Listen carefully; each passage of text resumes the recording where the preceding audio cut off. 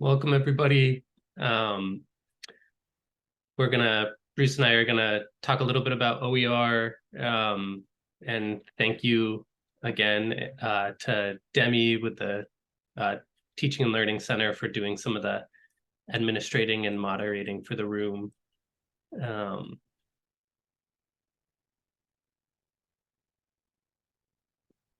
am gonna share, and hopefully you all see a blank, ominously blank screen, but Beautiful fade-in, Mike. ta-da, yeah. So welcome everybody to Open Educational Resources, a tool to spur student inquiry. This is just kind of like our intro to our intro about OERs.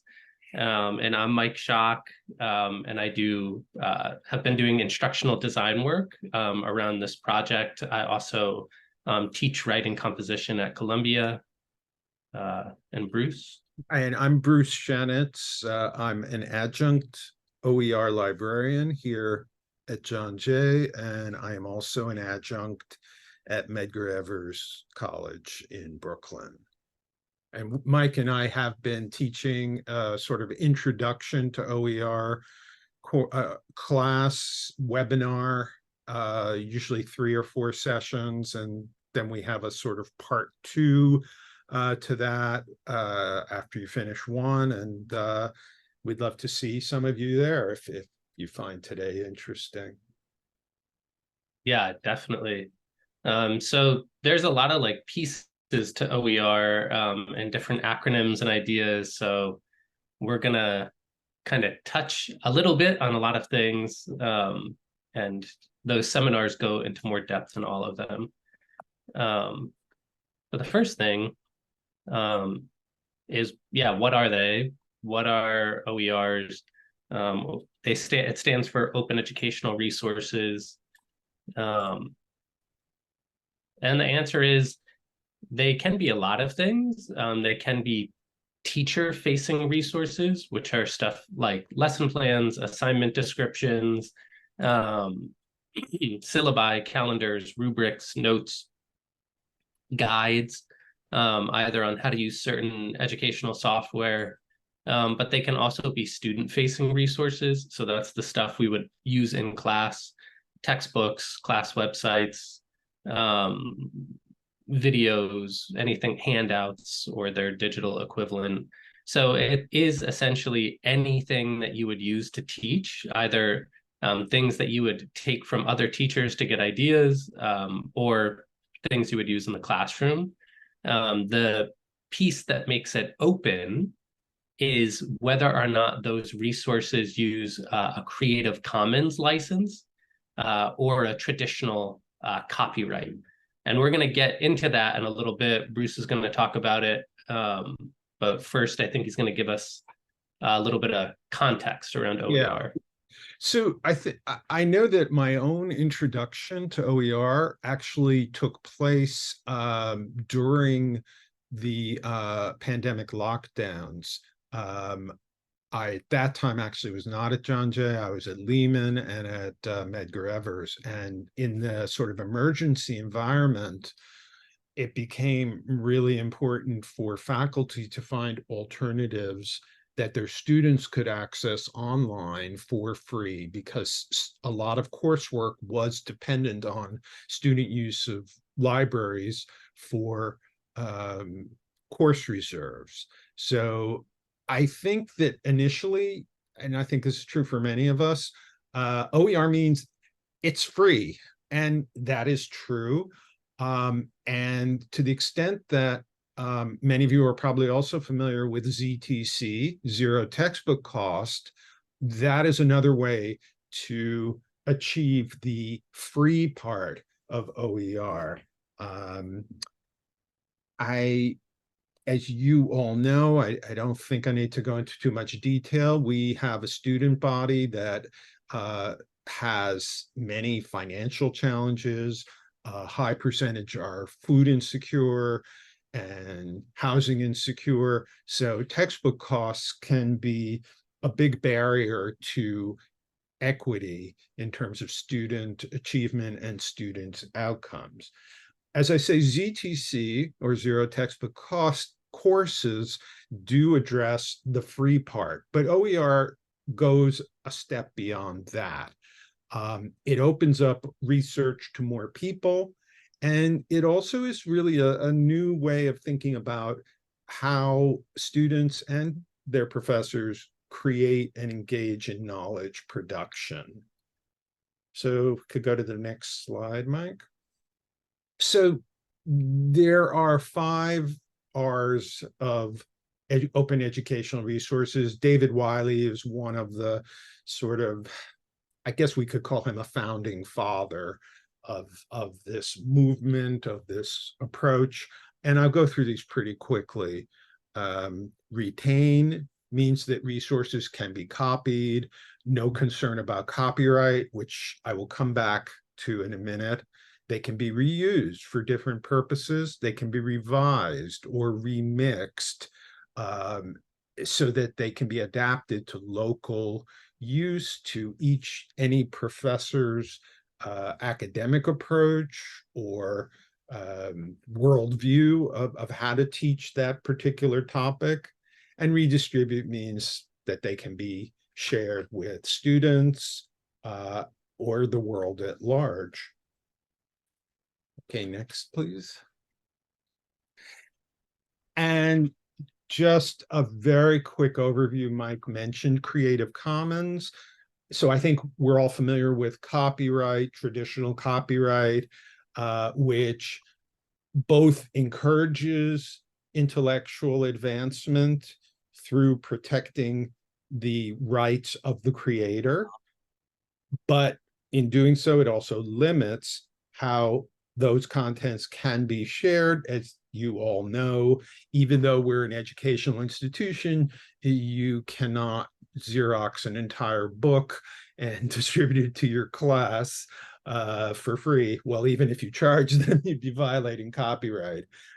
Public domain works are works that have fallen out of copyright.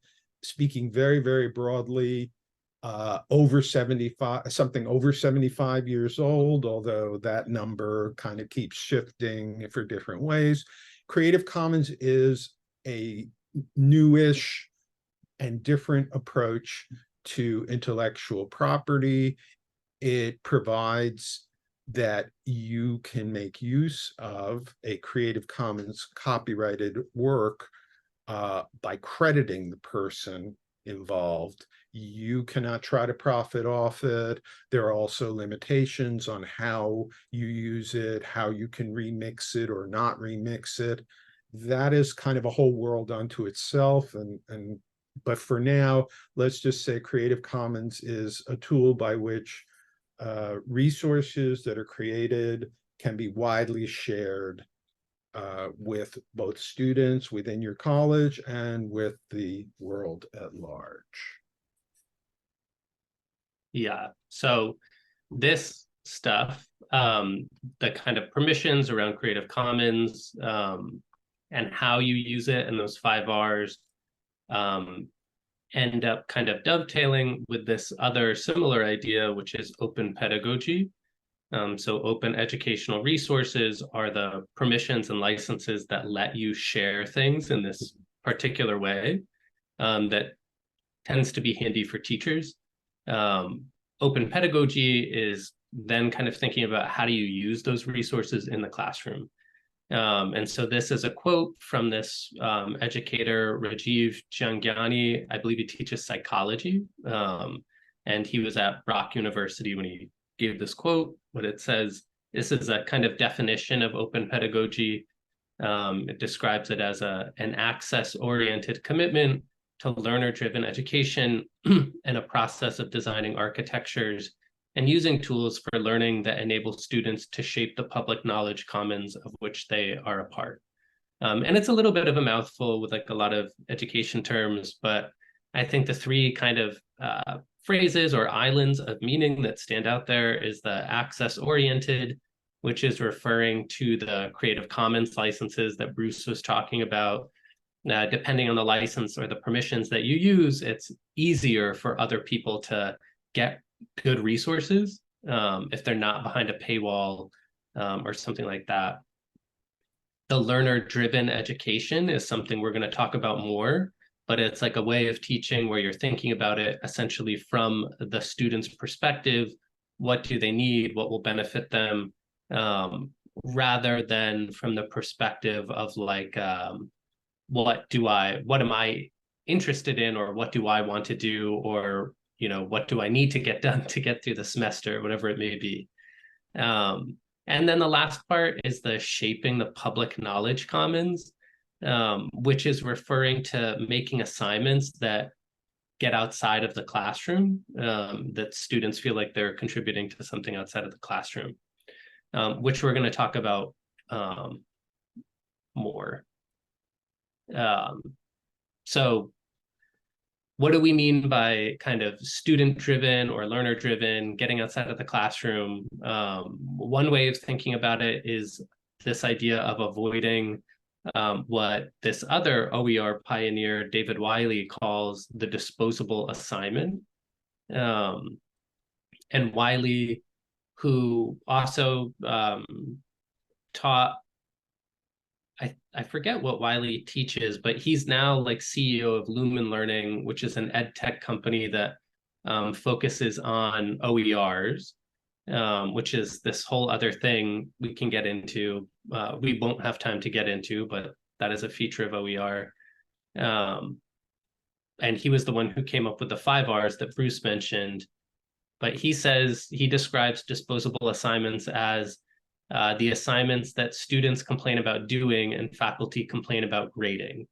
And he says a student may spend 3 hours creating it, a teacher spends 30 minutes grading it, and as soon as the project is handed back, the student throws it away. So in part, Wiley's referring to like traditional assignments like essays and exams, but I don't think he's definitely not like indicting those types of assignments in general. I think the idea is more, however you're assigning stuff, is there some chance to use it outside of the semester, outside of that class? Is there some utility to it beyond just giving it a mark and throwing it in the trash? And so we'll think about like, what would that usefulness be? What do we mean by that? I just want to point out at this stage that like some of these quotes, they get kind of grand, and it can sound like they're saying like, blow up everything we already do. And there are all these other articles by both of these people and many others that don't say that, right? So it's not a matter of like everything we've been doing is wrong. But one way of thinking about it is, instead of having these so-called disposable assignments, you would make them reusable.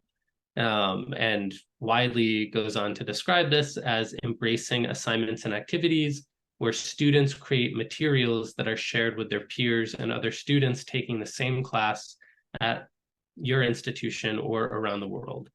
And so that may be that a student writes a paper or does an exam or creates a how-to guide and shares it with other students at another university, or it may simply mean that some of those materials that students in one semester make are shared with students in subsequent semesters, right?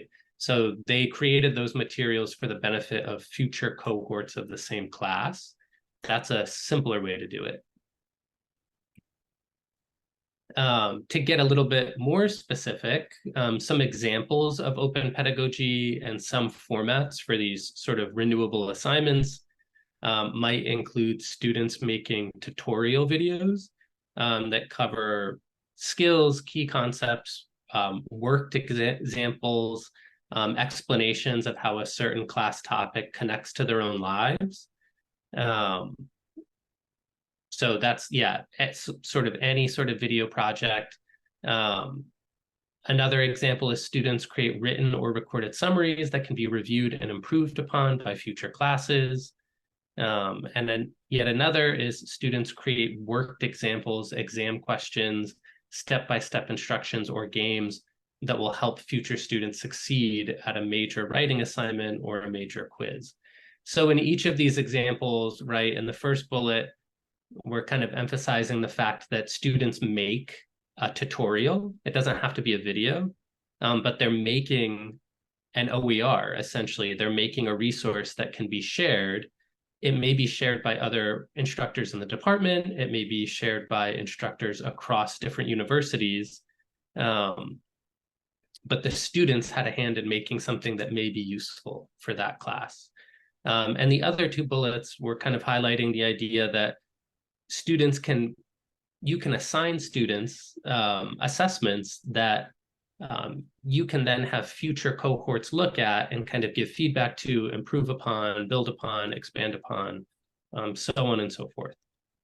So that's kind of the gist, regardless of the form that it takes. You can also do this sort of stuff with essays, with a term paper or an exam. So next, we're going to look at some specific examples of reusable assignments that, actual instructors and professors have done. And I think Bruce is going to. I'll pick it up here. So this Wikipedia article is called Murders, Madness, and Mayhem. And it was created by a class at the university, or classes at the University of British Columbia, for one of their Spanish literature in translation classes. I know Wikipedia can be a polarizing topic. I think most people that I talk to now talk with their students about how to use it as a tool, as a sort of launch pad for their research, using the bibliographies, using the notes to then take things a step further. I know some people are still very anti, and people will decide how they want to use it. But this project, and when you access the slide deck, you'll see you can see the website, but I think much more interesting actually is the faculty essay. That's by the professor who conducted the project.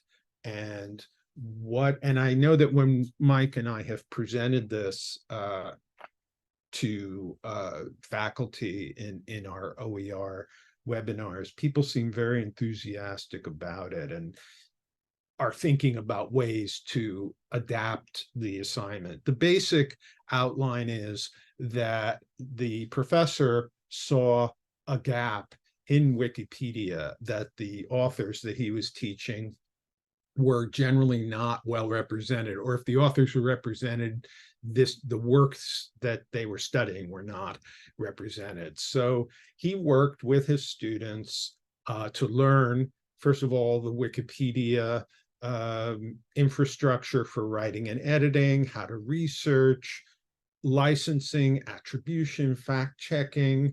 And one of the interesting things, if you'll notice in the last bullet point, you'll see a reference to the FA team. FA refers to a featured article in Wikipedia. And this is, I believe, something like 0.1% of articles are deemed to be feature articles. They have to meet a pretty high standard of editorial excellence, as well as conform to the research practices.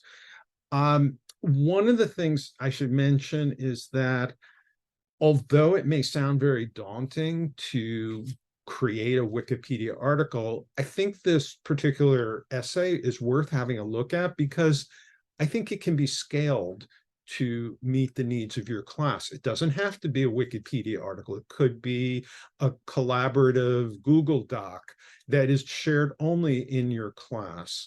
It could be something that's created on Blackboard, or I guess Brightspace, when that comes into play, that the class alone can look at. And then at some future point, once you as the professor are more comfortable with this process, and if you feel it's valuable, then you could try a Wikipedia article. And of course, there are other ways of sharing student created or student faculty collaborations. But I do think it's worth reading this essay. I think a lot of people found it very thought-provoking. Yeah. And is it okay, Bruce, if I just add Of that, yeah, course. that faculty essay, the instructor describes what you were talking about before, Bruce, the feature article team, and how hard that is. The instructor describes that far from the kind of stereotype of Wikipedia that it's just random people typing whatever they want all the time, that the class actually, they they are all surprised at how difficult it is to get edits approved and the vetting process that goes into it. And also, Wikipedia and all of its like associated websites has a whole bunch of teaching resources that tell you how to set stuff up on Wikipedia. And they do have some resources on like simpler, easier to start up projects too. And I'll dig up some of those links. We've shared them in some of our seminars. Great. Sorry, I wanted to add the 2 cents. Very valuable 2 cents. I think we can go to the next slide. Yeah, so this is an article by, again, Rajiv Janjiani, who we quoted earlier. The name of the article is Why Have Students Answer Questions When They Can Write Them? So this is about the creation of student-created test banks of questions.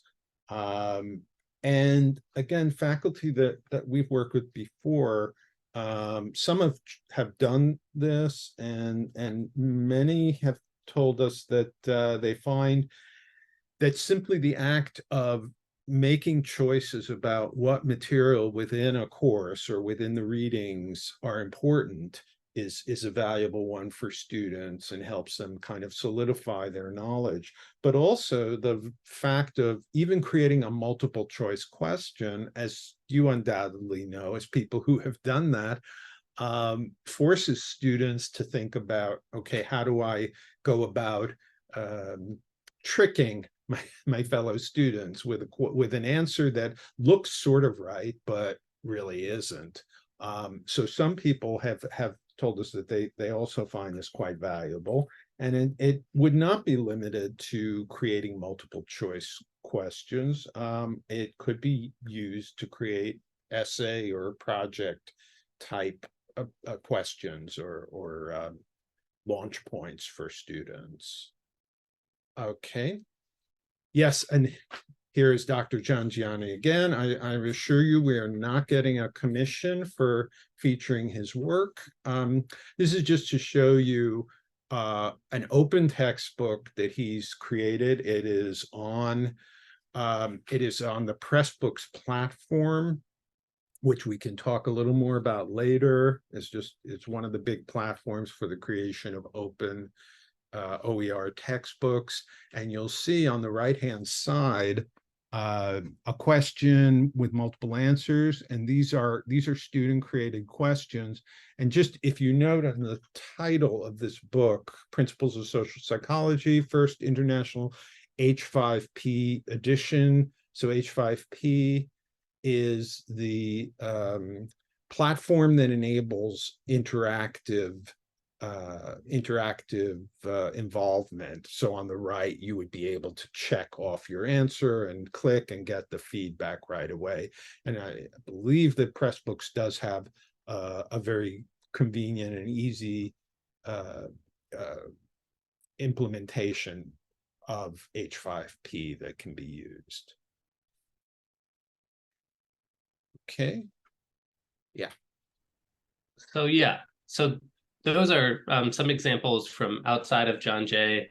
And just want to show you a brief example of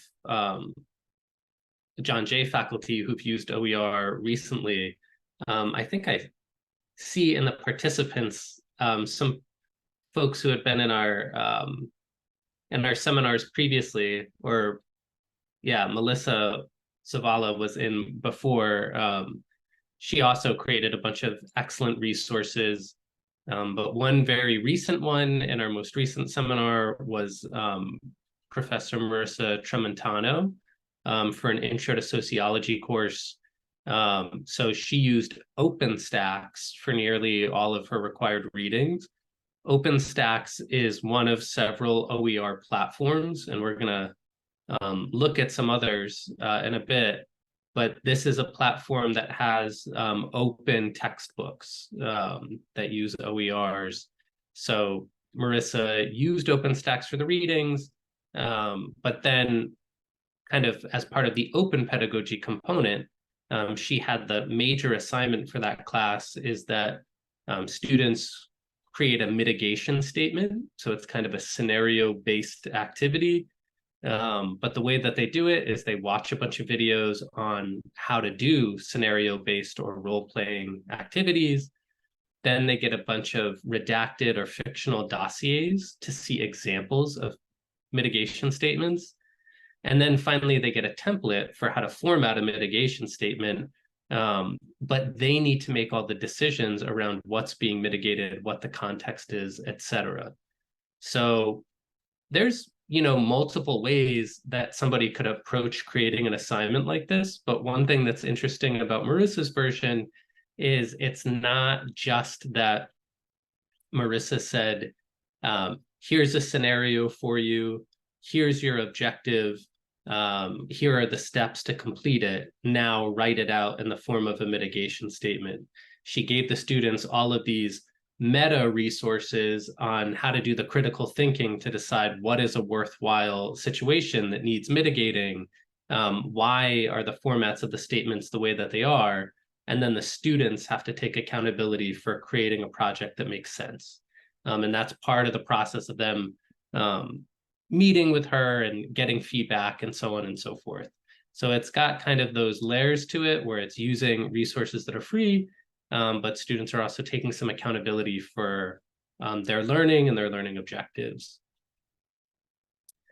Another resource that I want to, and we're going to each kind of look at this and find this out in the wilds of the internet in just a bit.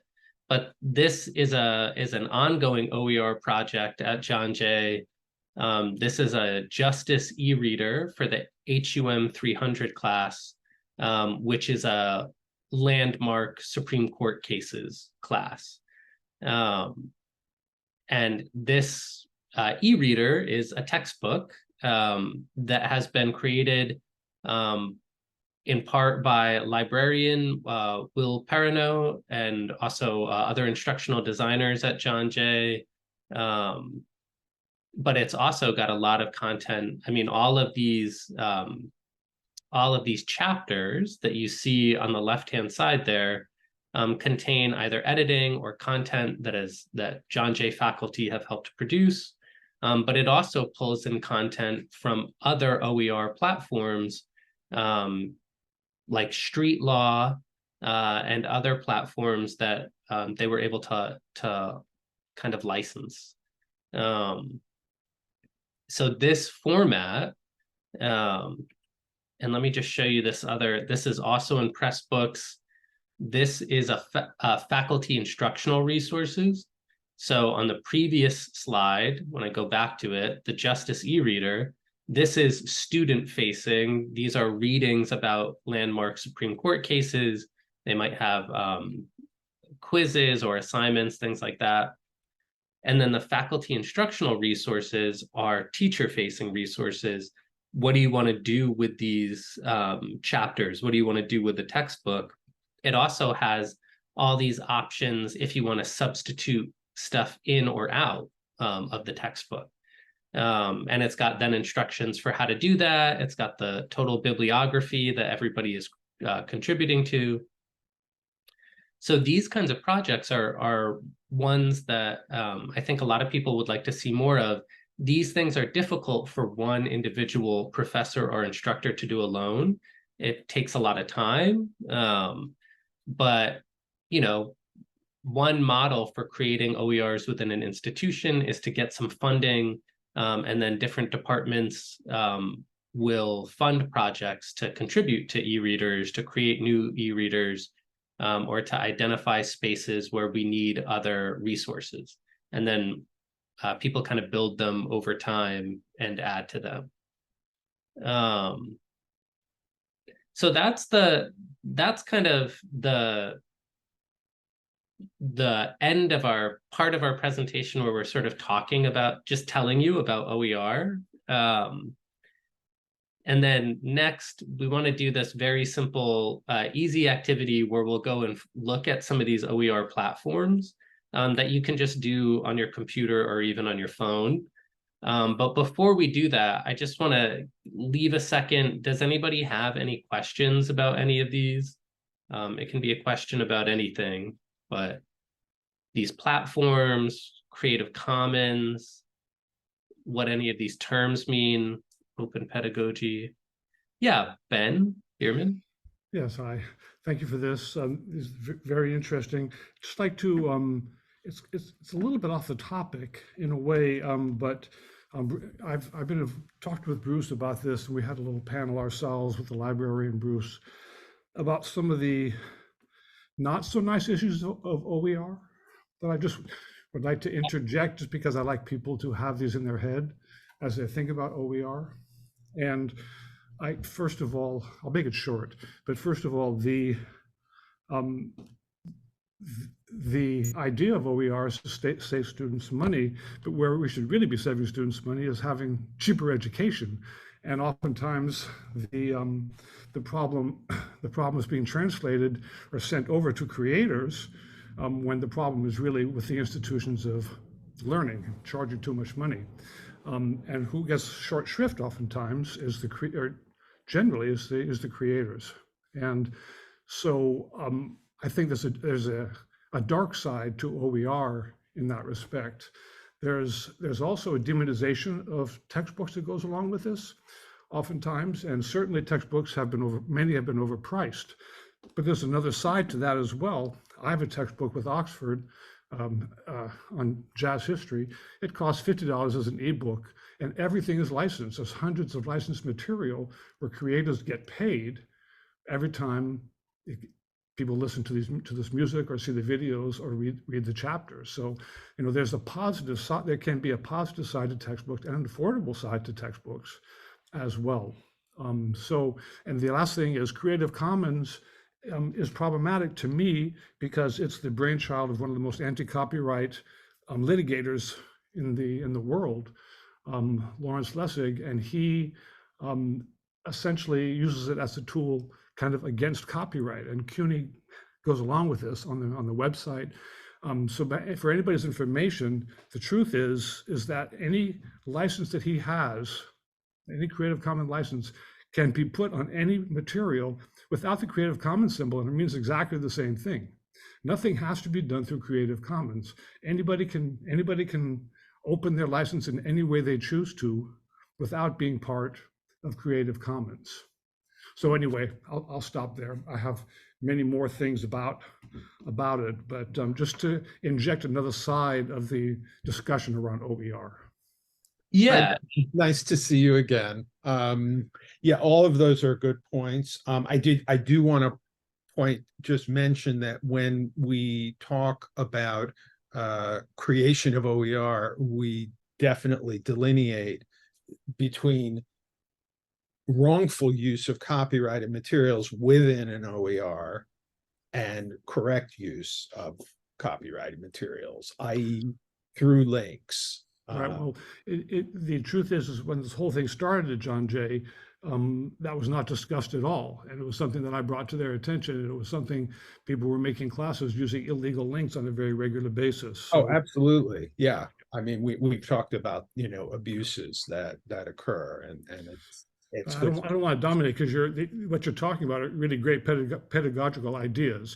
So it's a little bit of a change of topic, but I just wanted to inject, the other side. Yeah. Yeah. And I think what you're bringing up, Ben, is important to think about, especially the first thing you brought up is that anything like this, whether it's OER,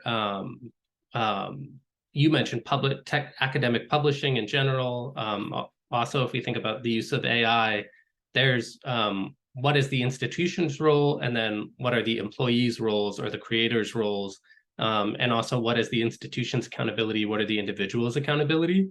And I definitely agree that it's important not to let not to have something that sounds good institutionally come at the expense of individual employees and creators.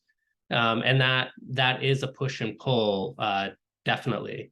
Yeah, like Bruce said, we do think a lot in the seminars about when are you finding resources where the fact that they're OER increases access to students who wouldn't be able to pay for them.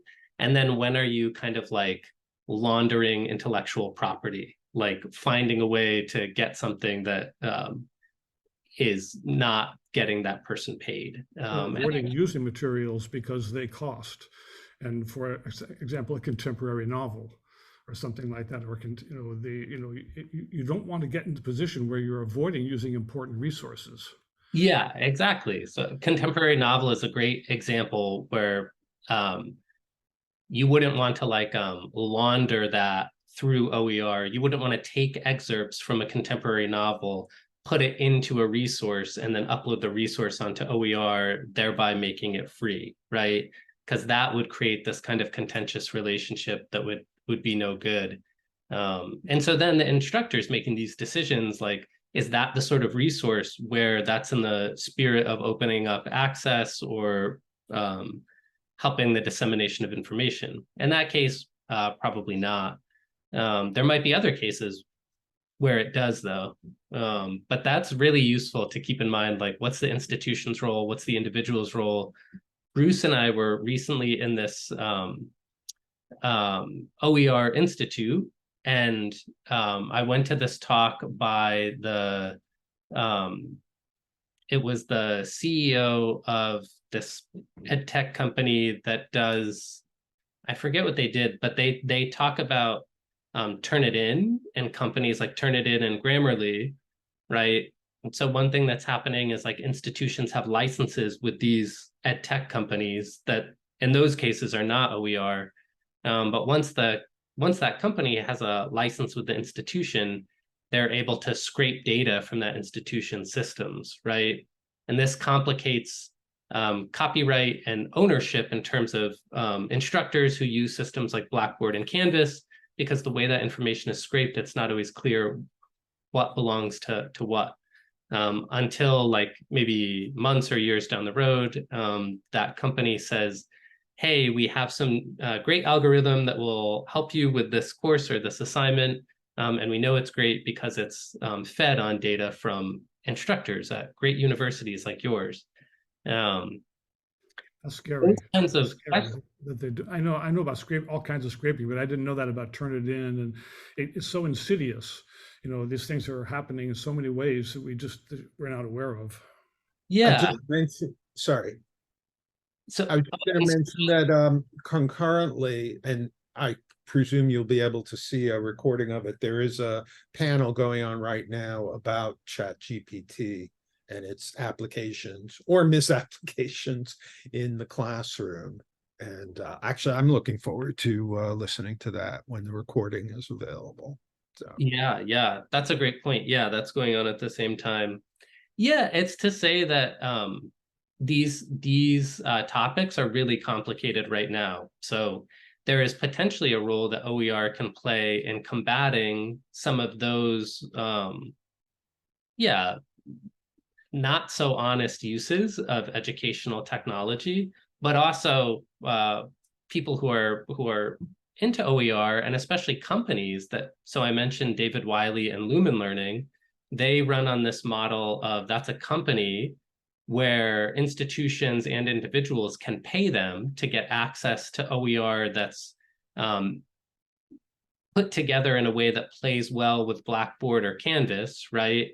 But then also you can access the individual resources for free. So it's to say we have all of these gray zones in between. So that's kind of the point of having these seminars and these discussions, is we can start to filter through them and make some decisions. Did anybody else have any other questions? Thoughts, comments? I see a question in the chat from Holly, and she writes, in OER, how is the author's intellectual property rights protected? So as you can see at the bottom of the slide that's still on the screen, Creative Commons license, CC, NC BY. So CC is Creative Commons, NC is non-commercial, and BY means that you must credit the author of the work that you are adapting, adopting, or remixing. Yeah, great. And so, yeah, Bruce showed and I'll just zip back to it really quickly. This slide that showed the kind of spectrum of rights, but within Creative Commons in the middle there are also a spectrum of licenses. So the most permissive license is very close to public domain. You're essentially not really protecting your rights, but the most restrictive or protective licenses within Creative Commons can end up being pretty close to copyright. You're saying that somebody else can only share it via attribution. They can't make money off of it. And you can then even further specify, like, how do they share it? How much of it can they share at a given time? So it's up to the person, to the individual. All right. So with our last 15 minutes, and then, yeah, anybody feel free to add more questions to the chat and we'll try to bring those up. Those are both great points and like an important thing to think about. This activity that we're going to do is very straightforward. Instead of just showing you these OER platforms that we've mentioned, it's just like maybe a little more useful if you find them kind of out in the wild there. So we'll just start with this first one.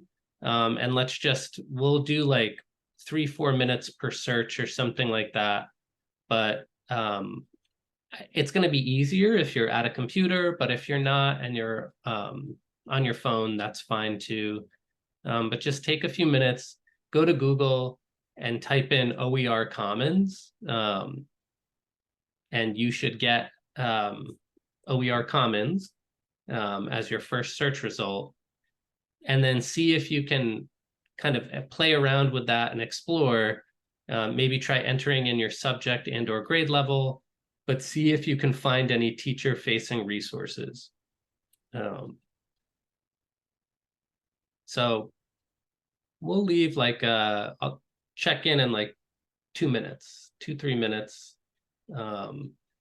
You can do like a thumbs up or something like that next to your name if you find it.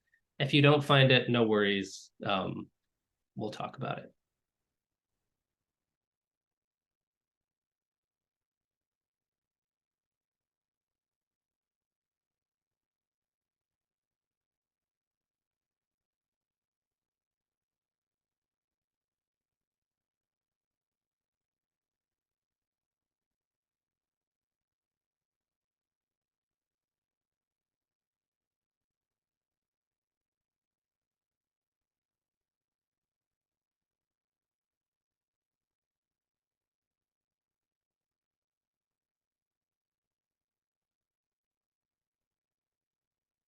If you're looking at OER Commons on your phone, you need to click on the little magnifying glass for search in order to open up a search, which it's both common sense, but it's also, if you're used to the desktop approach, it's actually not great.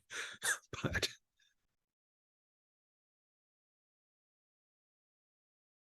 yeah, thanks, Bruce. I don't know if I've ever tried a OER search on my phone.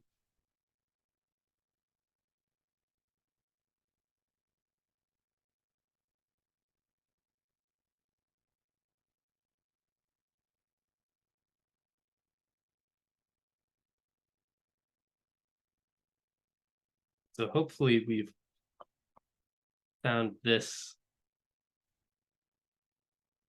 sort of interface, which means you're in the right spot.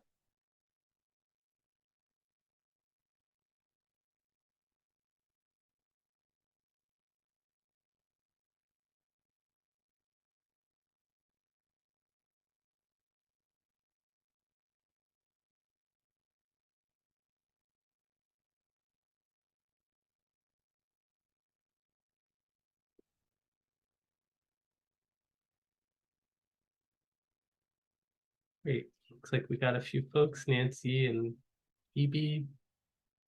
Found some teacher-facing resources.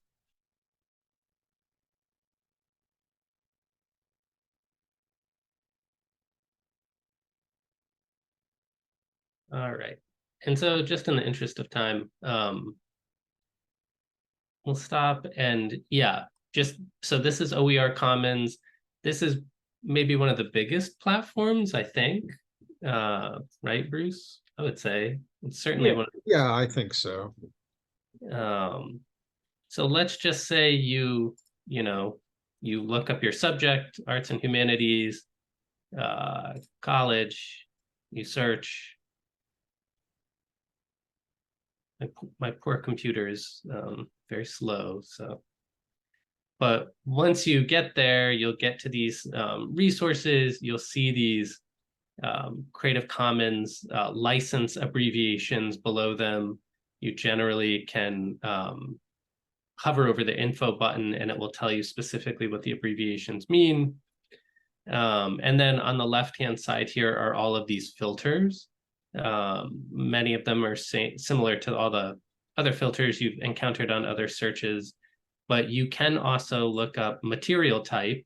So you could look up just lectures, just lessons, so on and so forth. And then you can also look up primary user, teacher, student, so on and so forth. So if you wanted like teacher-facing resources and lectures, you might get this. I just want to point out, I know probably some of you folks have had at least some exposure to OER, and I know that one of the concerns is that OER textbooks, unlike commercially available ones, often don't have a lot of ancillary materials, whether it's question banks or slides or whatever. And one way around that, I think there are more and more people making those independent of the OER textbooks, and this is one place to look for them. Yeah, that's a great point. Yeah, sometimes stuff like lessons or learning strategy, you can get those ancillary resources that Bruce was talking about. Phoebe has a question in the chat that I'm not sure I understand. It's a standard drop-down menu indicate. Oh, yeah. Oh, it's in the very beginning of the OER platform. When you choose your topic and your, let me go back. The right-hand side of the. Oh, I see. Here, right? Yeah, there's a huge, yeah, I don't know what that means. I think these are more aimed at public school teachers, and these are secondary school, well, or primary. Public, primary. But secondary. Yeah. And so like you might look for resources that meet a certain state or school district's. Oh, I see. It's by state. Yeah, oh, I see. Okay. You just don't use it. Yeah, I don't think I've ever used it. The standard. Okay. Yeah, that's what I did. Thanks. That's a great question, though. Yeah. And then, so for the next one, we'll look up Pressbooks. In the interest of time, I'll just do it on the screen as well, but kind of feel free to do it alongside me. So it says, do a Google search, find Pressbooks, click the Pressbooks directory, locate the search feature, search for the John J. Justice Ereader. Can you locate the table of contents? So I just think what's kind of cool is that this Pressbooks, so this John J. Ereader that I was just showing you, it's not like it's buried. It's not like you need to have a John J. email account or you need to be on CUNY Commons. Any person can access this. And so from the perspective of an instructor or a professor, and Bruce and I have had a lot of conversations with folks around kind of similar to some of the issues Ben was bringing up, like publishing and OER, and what does that mean for tenure or your career? Does it mean anything? The answer to that is it's complicated and ongoing. But one cool thing about Pressbooks is that the stuff that you create is accessible to other people. So you come to the website, pressbooks.com, you go to the Pressbooks directory, and you search, right? Find a book. And if my poor tired computer doesn't melt from the effort, it will let us search. Okay, and so we'll just type in John J. Justice Ereader. We could probably even just do John J. But yeah, and then we come here to the book, we click it, and then it brings us to this page that we saw before. You hit read the book, and now we're here to the kind of main page. You can scroll down, and it has information about the license. But it's also got this table of contents, right? So there's an intro, and then different chapters have different subheadings. Not all of these are filled in. Many of them are not because they're ongoing works. But this one, for instance, has some content that was brought in from this company, Street Law. And then, you can use it, just like a chapter. So that's Pressbooks. It's just useful to know that the stuff that you do on Pressbooks, as is true of stuff that you would publish to something like OER Commons, is accessible and visible to the general public. And then the last platform that we wanted to mention is CUNY specific. It's CUNY Academic. Hang on, Mike. BB had a question asking if the material is downloadable from Pressbooks. Yes, I believe so. Yeah. But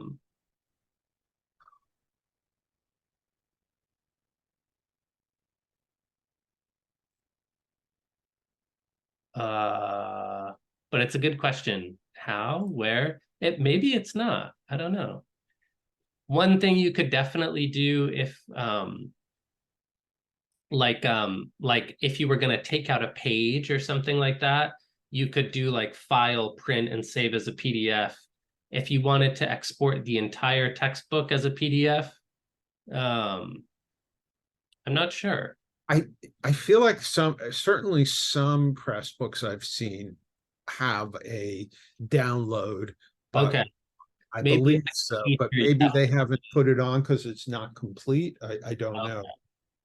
So yeah, maybe it's definitely capable. Maybe we just don't have it on this book yet. That's a great question though. And then really quickly, I'll just show you this last one, CUNY Academic Works. Maybe some folks are already familiar with this, but this is also like accessible. You don't necessarily need to have a CUNY account of any form. And then when you come onto it, regardless, like this opened at the John Jay, but regardless of the institution, you'll see browse open educational resources, and you'll also see the option to browse by school. So you can always do this, and it will organize them by year. So this search is doing all CUNY open educational resources in order, and these are all downloadable by PDF. If you wanted to do just John Jay, you could look it up and then come down here to open educational resources.